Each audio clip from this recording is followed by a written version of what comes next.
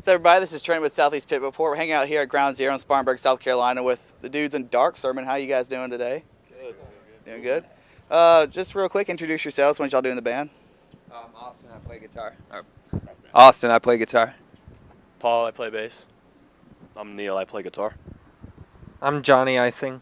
And I'm Jordan, I play drums. Okay, awesome. So what is Dark Sermon about? What does that name mean? What is your band about and all that stuff? Good stuff. Dark Sermon was actually a song title for a song on our first record, and we actually made that the band name, and then we switched the song title. And it just has to do with duality. Mm-hmm. Dark is obviously like obscured and not clear, and then light sermon associated with like clarity and understanding. Mm-hmm. So a lot of our lyrics have to do with duality. Okay, awesome. So you guys have a record out and everything, so why don't you talk about that for a little bit, like what it's about and all that. So the In Tongues record, it Yes. feels like forever ago, because we put it out 2 years ago, I think last month, and that had a lot to do with like a lot of the stuff that we write is about mental health and Mhm. like hallucinations and stuff like that. A lot of religious themes and imagery, mainly because I feel like biblical themes and ideas are probably some of the most interesting and poetic in history. Mhm. So we just sort of wrote off those. Nice. So how do you guys interpret those themes and all that, lyrically or musically and everything? Like how do you put your spin on those themes through your music? That's a tough question to answer because it's not really something that we can put into words. It's sort of like, I think when you see us live, you understand, Mhm. but it's not really something that we could like write down and it would make sense. It's sort of like, it's sort of an atmosphere thing. So like when you're in the room when we're playing, you understand. Okay. You know. Awesome. So how's the writing process for you guys? Do you guys like start with the guitars first or lyrics or what? Who like kind of like handles the whole I think music Austin aspect? could handle that. Well, pretty much just come up with a riff or two and then bring it to practice, and then we'll just see what everyone comes up with off that. Pretty much straightforward, you know, and then I'll just I'll just kind of do something on the computer, like demo it out a little bit or on a tablet, that program, if you know what that is, and then send it over to Johnny. He'll get a feel for it and then come to practice, and then we'll all kind of shape and mold it, or Okay. and then even just meet up individually with just a couple of us. Okay. So do you guys write your songs to be? This kind of weird question because I mean obviously you're gonna play them live, but are the songs built around your live show, or do you guys build your show around your songs per se? Like when you write a song, is it written for a live audience, or is it kind of when you play, is it translated from the song? Really? Hopefully. I mean, that's kind of how we come up with them, is in kind of just all together, collaborative, just working it out there. So live application's not much different. Okay. For the most part. A lot of times, well, more so the new record we're doing, there's a lot more production and stuff, not out of the 5 elements we bring with us live right now.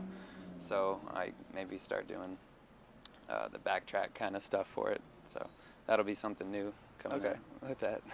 So you guys, you just mentioned new album and all that. So can you talk about any about that? Content or names or release dates or anything like that? Can't talk any dates or anything right now. I wish. But That'd be nice. from the musical standpoint, it's kind of a left turn, a little bit. There's where the first record was a lot straightforward blast beats and thrash and stuff. This one's kind of the inverse, a lot slower. So, but at times it makes the fast parts stand out. Okay. So you get the contrast. Yeah. There, you know, the peaks and the valleys. Okay. Oh, speaking of your live show, like you guys have a pretty crazy live show. I've seen you guys before, and you guys have like the animal stuff up there, the whole horn thing. Like, what is that about? Where'd that come from? What inspired that and everything? You want me to hold it or? Okay. Yeah. So a lot of the bones and stuff like that came from some reading that I did a while ago about bodies being vessels for the soul. So like a soul lives on through countless bodies. So I guess having the bones are the only thing that's left of the vessel. So it's like honoring the vessel, but understanding that the soul has moved into a new vessel. I guess. Does that make sense? Yeah. Okay. So another thing is I've seen, like I said, I've seen you guys before. So when I saw you, you had this horn, and you'd kind of point it on your body at different parts and stuff, and like mark it around you. Like, where's all that come from? What does that mean? It's kind of funny because it sounds like a paradox, but it's using a piece of a vessel to protect another vessel.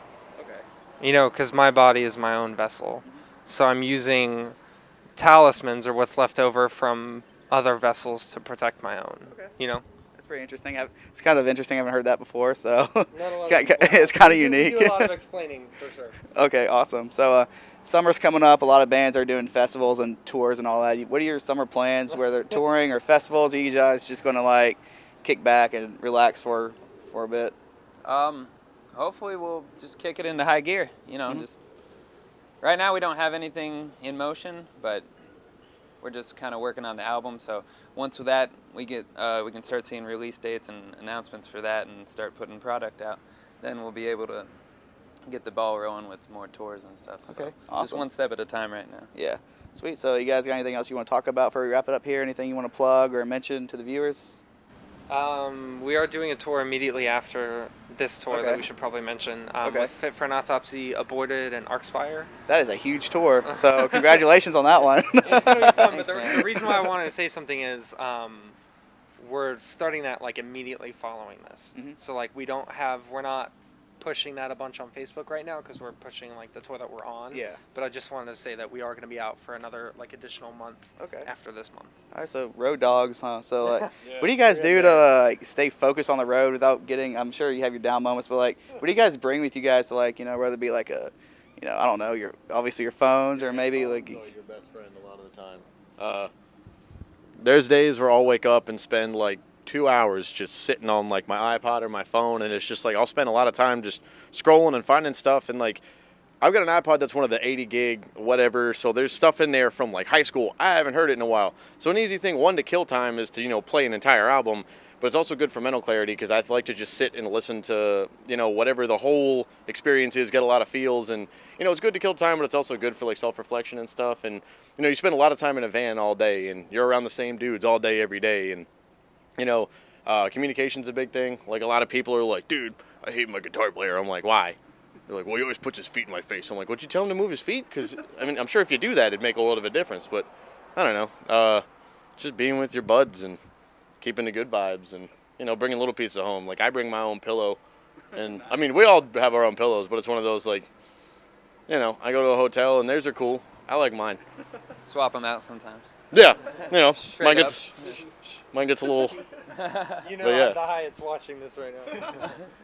Yeah. Shout out to Doubletree. God bless y'all. But yeah. Awesome. So what about you guys? What do you guys bring with you guys to I guess pass the time? I'll just bring my headphones. I'll just bring some books. A lot of times I'll just read. And the classic Game Boy is always fun. But you also have that American Hardcore book.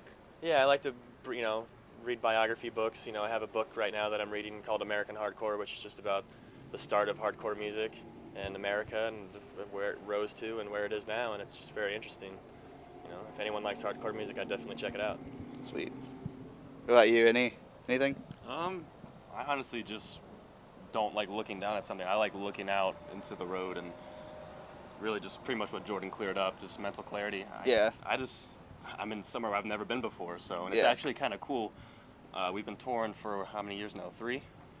So sometimes we'll revisit little towns that we just forgot existed, and it's cool to think back 3 years ago where we toured before. So I like looking out. Okay, sweet. So you mentioned the tour. Is that all you want to plug, or can you plug, or? Well, yeah, we don't have release dates or anything like that for the new record yet. I wish we did because we totally Buy it when say it that. comes Yeah. out. Okay, awesome. So, this is Trent with the Stallies Pit Report, and we're hanging out here with Dark Sermon. Thank you guys for watching.